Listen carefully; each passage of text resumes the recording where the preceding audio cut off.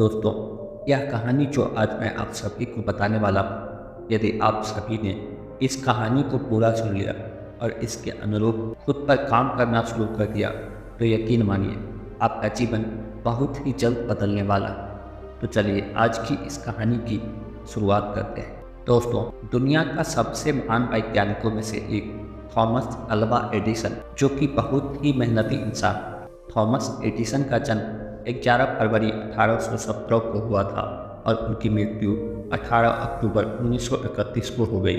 उन्होंने कई बड़े आविष्कार किए, जिसमें सबसे खास है बल्ब का आविष्कार। थॉमस अल्वा एडिसन को काम करने का इतना नशा था कि वह यदि एक बार अपने प्रयोगशाला में घुस जाते तो वह बाहर नहीं निकलते थे। उनकी इस आदत से उनकी पत्नी बहुत चिढ़ती थी। एक बार तो एडिसन कई दिनों तक अपनी प्रयोगशाला से बाहर निकलने का नाम ही नहीं ले रहे थे। आखिरकार बहुत दिनों के बाद जब वे बाहर निकले तो उनकी पत्नी ने उनसे कहा, तुम दिन रात काम में लगे रहते, कभी तो छुट्टी कर लिया करो। एडिसन ने कहा, लेकिन छुट्टी लेकर मैं जाऊंगा कहाँ? पत्नी बोली, जहाँ तुम्हारा मन चाहे, जो जगह तुम्हें प्रिय हो वहाँ चले जाना। एडिसन बोलने लगा, अच्छा तो फिर मैं वहीं जाता हूँ। यह कहकर एडिसन फिर अपने प्रयोगशाला में घुस गए। तभी एडिसन को खबर मिली कि उनके कारखाने में भयानक आग लग गई। जीवन भर की उनकी कमाई नष्ट हो गई। दुर्घटना के बारे में सुनकर उनका बेटा चार्ल्स दौड़ा हुआ वहां पहुंचा। उसने देखा कि उसके पिता एक कोने में खड़े हैं। चारे की ठंडी हवा से उनके बाल लहरा रहे थे।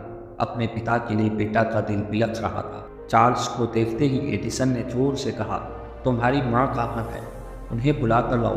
यह चीज़ें उसे जीते जी कभी भी देखने को नहीं मिलने वाली है। अगले दिन अपनी अनेक उम्मीदों और सपनों को राख के बीच देखते हुए एडिसन ने कहा, तबाही की भी बड़ी कीमत होती है। हमारी सारी गलतियां जल जाती है। अब हम नए सिरे से जिंदगी की शुरुआत कर सकते हैं। इस दुखद घटना के केवल 3 महीने बाद ही उन्होंने टेलीफोन का आविष्कार कर दिया। दोस्तों, यह कहानी हमें बताती है कि विपरीत परिस्थितियों में हमेशा धैर्य बनाए रखना चाहिए। एक बार थॉमस एडिसन जब स्कूल से अपने घर पहुंचे और अपनी मां को एक कागज़ दिया, थॉमस ने मां से कहा, मेरी टीचर ने यह लेटर दिया है, कहा है कि सिर्फ मां ही इसे पढ़े।